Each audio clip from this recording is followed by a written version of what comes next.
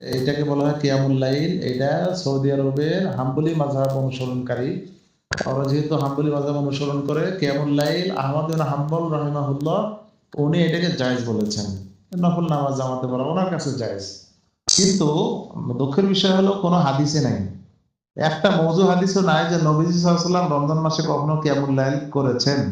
যে এরকম শেষ রাত্রে কিয়ামুল লাইল করেছেন তারাবি ছাড়া, একটা মওযু হাদিসে নাই। কোনো হাদিসে এটা নাই। এটা হলো ইজতিহাদি বিষয়। আহমদ বিন হাম্বল হাম্বলি মাযহাবের ইমাম যিনি, উনি ইজতিহাদ করে বলেছেন যে এটা ওকে জায়েজ আছে। কিন্তু আবু হানিফা রাহমাতুল্লাহি আলাইহি সবসময় হাদিসের দিক খেয়াল করেছেন, যেহেতু উনি সাহাবীদেরকে দেখেছেন। উনি সাহাবীদের মধ্যে এমন আমল পান নাই, যার কারণে উনি বলেছেন যে জামাতের সাথে নফল নামাজ পড়া মাকরুহ। যে জামাতের মধ্যে 4 জন মিলে নফল নামাজ হবে এই জামাতটা মাকরুহ, এমন নিষেধ করেছেন উনি।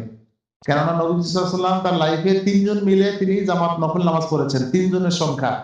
এর বেশি সংখ্যা নিয়ে কখনোই তিনি নফল নামাজ পড়েন নাই। বিধায় কিয়ামুল লাইল যারা এখন করতেছেন তারা হলো এখন হুসুকে বাঙালি। মানে এটা হলো আমাদের বাঙালিদের একটা স্বভাব আরকি। মানে অনেক রং দিয়ে দেখা যাচ্ছে কত সুন্দর। এই সুন্দরের ভিতরে যে অনেক কিছু লুকিয়ে থাকে এটা হয়তো অনেকে জানে না, গভীরতা অনেকের নাই। আল্লাহ তাআলা হেফাজত করুক। জি, আসসালামু আলাইকুম ওয়া রাহমাতুল্লাহ।